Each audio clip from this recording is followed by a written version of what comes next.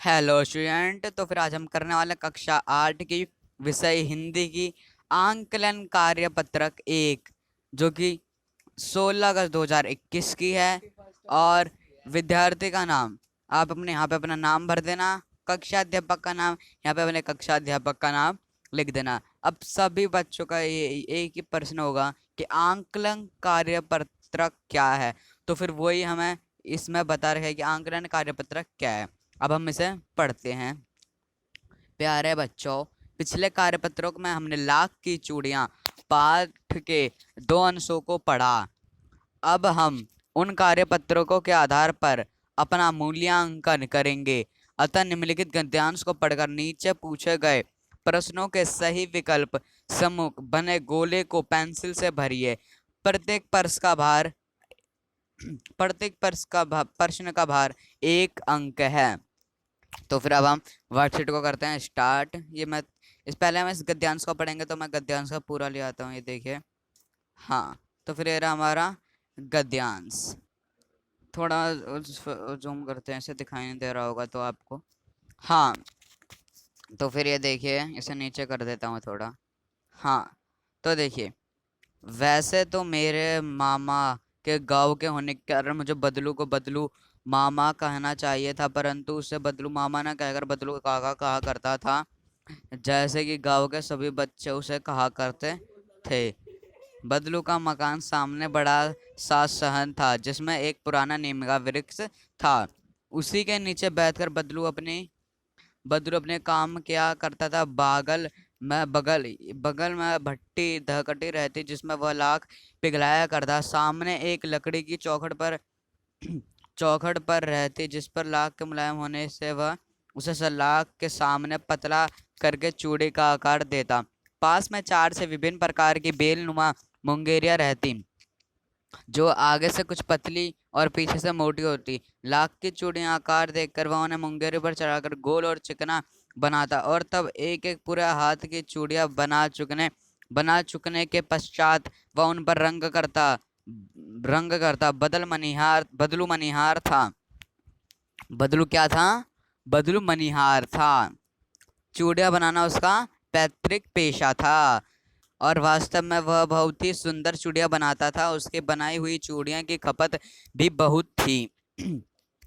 उस गांव में तो सभी स्त्रियां उनकी बनाई हुई चूड़ियां ही पहनती थी। आसपास के गांवों के लोग उससे चूड़ियां ले जाते थे, परंतु वह कभी भी चूड़ियों के पैसे से न बेचता था। वो कभी भी चूड़ियों को पैसे से नहीं बेचता था।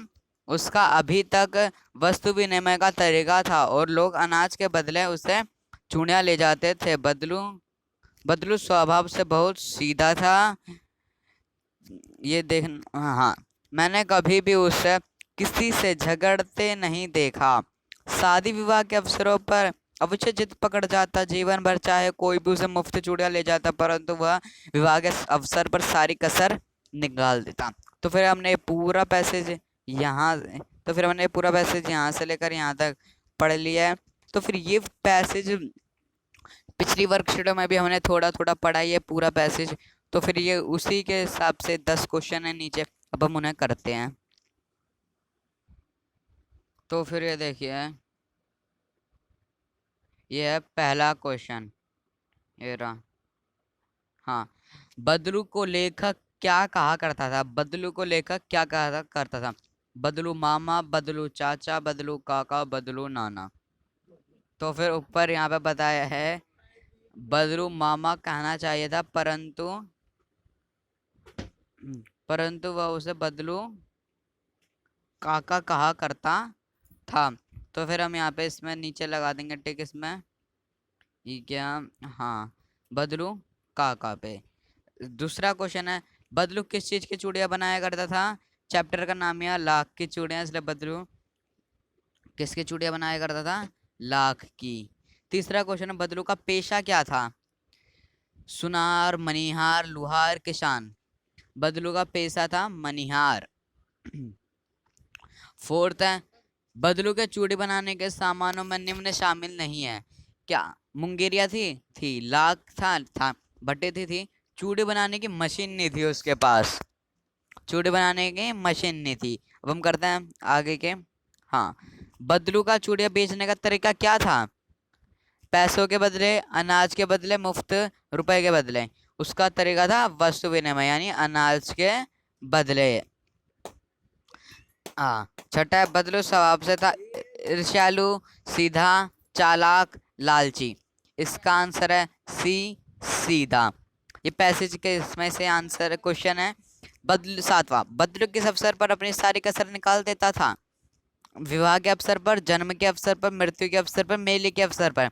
इसका सही आंसर है विवाह के अवसर पर। और आठवां है, इन शब्दों में से तत्सम शब्द चुनकर लिखिए। गाम, ग्राम, ग्राम, गंवार।